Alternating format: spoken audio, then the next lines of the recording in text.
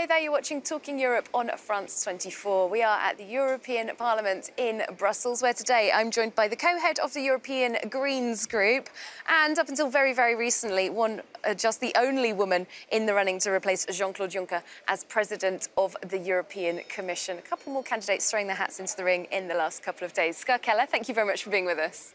Thank you. Now, first question, Brexit is still very, very fluid as we record this programme. The Council convening to deliberate on a British request for an extension. However, I think we can still talk about the general issues. Can you see Brexit coming to an orderly conclusion?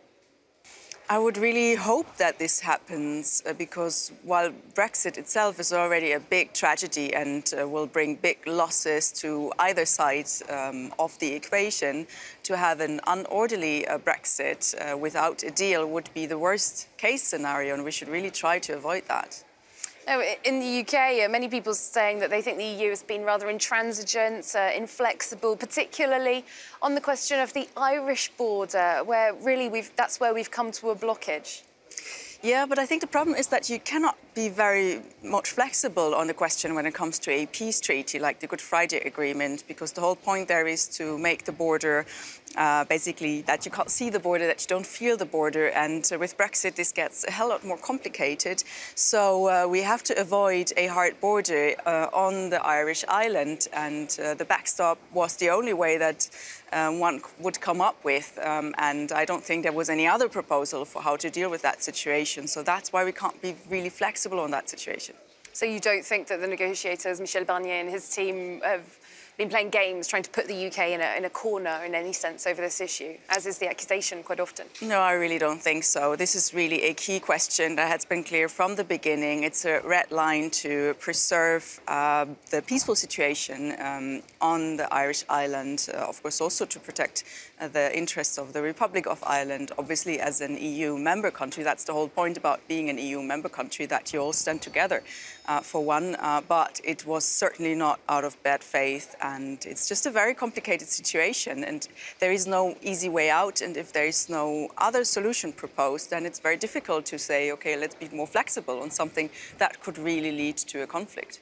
In terms of the British government side, do you believe that Theresa May has handled the negotiations well? Well, we weren't sitting at the negotiation table, but I think it has been a problem from the beginning that the deliberation of the British government took way too long. It was unclear for basically 2 years about what exactly they want.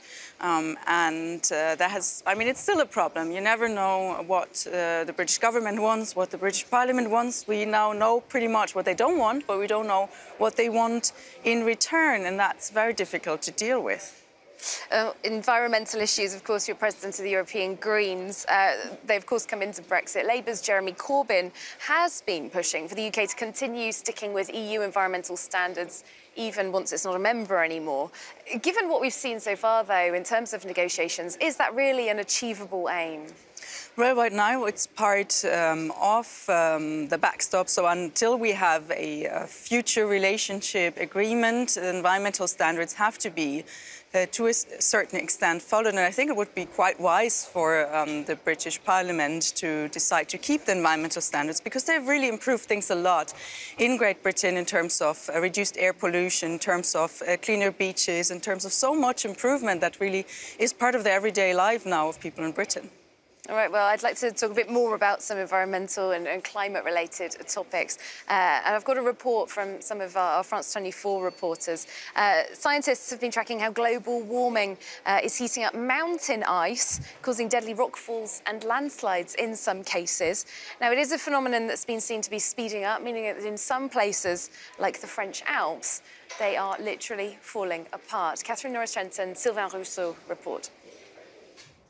This was the height of France's largest glacier in the year 1820. In 2 centuries, the Mer de Glace has melted by 160 metres in height. Visitors now have to scale a steep ladder to even get close. In the 90s, the ladder was about 20 meters long, and today we've extended it to 100 meters. This illustrates how fast the glaciers are melting. Disappearing glaciers have become a symbol of global warming. But scientists are also now worried about a much less visible threat, the warming up of the permafrost. frozen ground and ice which glues rock together like cement. As it's heating up, huge chunks of the mountains are becoming dislodged. A rock slide took place here at the end of 2005. 265,000 cubic meters of rock were destabilized. For scale, that's about 5 times the volume of the Arc de Triomphe. That's the grey scar you can see up there, 700 meters long. Summer months, when alpine temperatures are warmest, are becoming more and more deadly for hikers. Since the 90s, this phenomenon has sped up. Between 2007 and 2015, here in the Mont Blanc range, there have been 550 rock slides. The danger posed by the rockfalls is clear in this video showing a collapse of 3,700 meters in altitude. But this warming up of the permafrost isn't just causing problems up in the mountain summits. It's now potentially risking lives down in the valleys and the villages as well. In August 2017, a rock slide sent 4 million cubic tons of mud and debris hurtling towards the village of Bondo in the Swiss Alps. 8 people were killed. We see this type of chain reaction happening. The damage to the permafrost at high altitudes can provoke movement in ice and glaciers, which can then turn into a huge flow and lead to a large-scale landslide, which can have an effect very far down in a valley. Permafrost is warming up around the world, in large stretches of Siberia, Greenland and Canada. This frozen ground makes up 20% of the world's land surface, and its deterioration seems irreversible. Just coming back to Ska Keller then, those issues of climate change really being felt very presently there in the French Alps. And as we've seen, those school strikes, children's marches all around Europe over the last few weeks, led by this Swedish schoolgirl, Greta Thunberg. They've been very impressive, gotten a lot of media coverage. Can they really change anything? Yes, I think they have already changed a lot in the sense that finally we have awareness for the climate issue. I mean, we Greens have been talking about it for decades, and it was very hard to get any sort of attention for it, let alone political majorities, because that's really the problem in the whole climate crisis issue. The good news is that we know what to do, but the bad news is that it's very difficult to get political will and political majorities for that. And the school strikes really help for that, because they show that people are concerned, especially young people, because they say we still want to have a livable nature to have when we're growing up. And it's very good that they're leading that change. But of course, now we need the political action. We need to have the climate action put in place. Young people, of course, don't necessarily have the vote and probably not paying taxes. The adults who do have the vote and are paying taxes, there's a lot of concern about purchasing power, social inequalities. We've seen that, for example, with the Gilets jaunes, saying that they don't have money to spend, many of them blaming a hike in taxes that was put in for environmental reasons. Climate policies may have this popularity, certainly, but there are costs, aren't there? Well, certainly there are costs, but the costs of inaction will be much higher because we will have more catastrophes like just shown in the video. I mean, we already see it now with the droughts and farmers not being able to harvest their crops. We see extreme weather events like storms and such, and all of that has huge costs. So even the Commission has calculated that it will cost billions and billions if we don't do anything. And climate change and the climate crisis is really also a social issue, like it affects poorer people disproportionately. For example, people who don't have a high income usually live in the areas with the highest air pollution, and air pollution gets worse and more aggressive with more heat waves. Also, if there is a big storm or a flood and your house gets destroyed, you will need to rebuild it, and that costs a lot of money. But whenever we do climate action, we also need to take into account the social consequences. For example, we're proposing that any extra income that we have through higher taxes also on or higher costs of the pollution of the environment, they should be paid back to citizens, at least in part, so that if you have a higher income, you earn or you get disproportionately more from that. And also if you spend less CO2 or emit less CO2, and usually it's the poorer people who emit much less CO2 than the richer ones who, you know, fly on holidays and for business trips and so on, then you will actually have a profit out of this. So these two dimensions, social and ecological, always need to be thought together. In terms of policy, can the Greens take a lead on this? Of course, a strong voice for many years, as you said, but still very much minor parties within parliaments around Europe, even within the European Parliament. The group is not a major group. Yeah, we're not the biggest group yet, but even though that is true, we have still managed to put quite some issues forward, be it on climate protection, be it on biodiversity, stopping pesticides and so on. So we are having an impact right now in the European Parliament. But also we see that all over Europe, the environmental topics are becoming much more important also for people's voting decision. And we see that Green parties all over Europe are growing, and that gives us hope that indeed those issues are becoming much more decisive for people because they see what is happening around them in nature, in the environment. We've got European elections coming up in May, of course. There's been this much talked up green wave with successes for Greens, particularly in Belgium, in Germany so far. A lot of talk, a lot of success there about that green wave, but it is rather specific to certain countries, isn't it?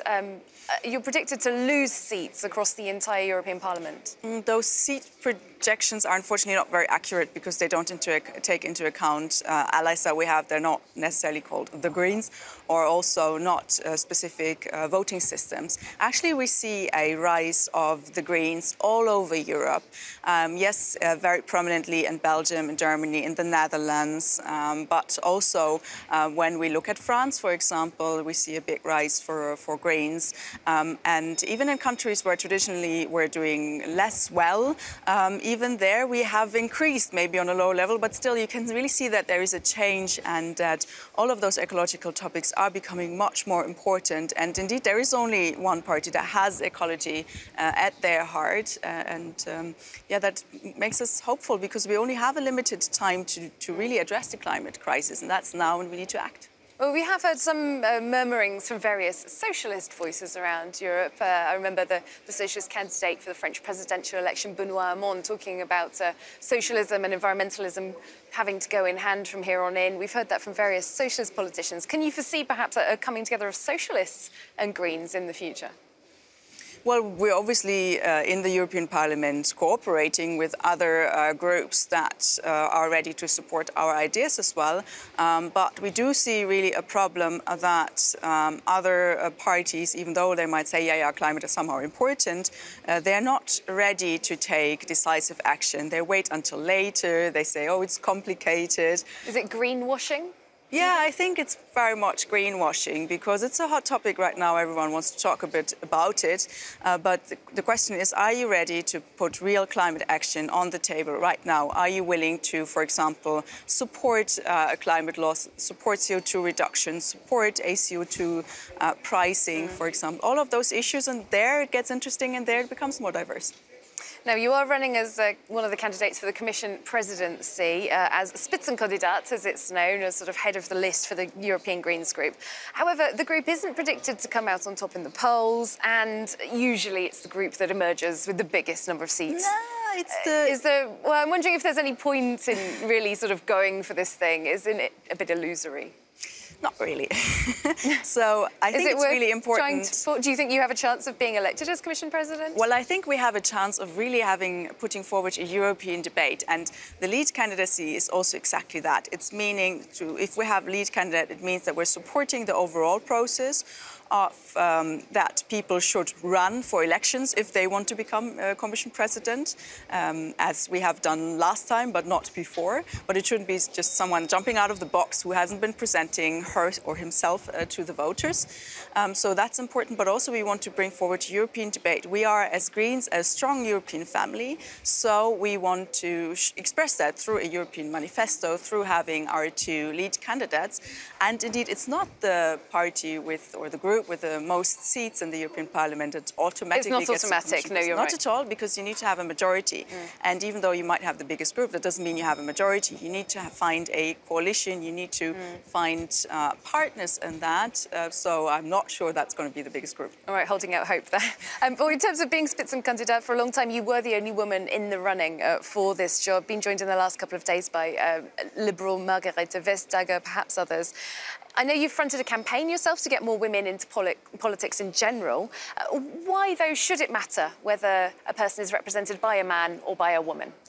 Well, the thing is, indeed, it shouldn't, but it does. Right now, if we look in the European Parliament, we see so many more men than women representing citizens here, even though women have the slight majority of European citizens. But here we're only represented by 30% of members of the European Parliament. And that is not fair and that's not equal. And there's so many other problems that we see, like the gender pay gap, which is outrageous all over Europe, and so many other problems. And women just don't have an equal voice right now in European politics, and we need to change that finally. Well, the question, though, that comes up is how to get the right candidates and avoid tokenism or sort of list stuffing. Well, I'm not sure we ever think about men being put there because they're men, but actually we have a men's quota of approximately 90% in politics, so maybe we should reduce that men's quota and put some women into play just to show that society is more than, let's say, not so young anymore men. They're certainly a part of society, but they're not the whole society, so we need to have women in place. And we're in the parliament deciding about a lot of things that affects women, obviously, because they're European citizens. And why shouldn't women be part of the decision-making? I mean, this is outrageous. It's 2019 these days, and we still don't have equality in Europe. All right, Ska Keller, thank you very much for being our guest on Talking Europe. Thank you. Thanks you as well for watching. We'll see you very soon for more European news here on France 24.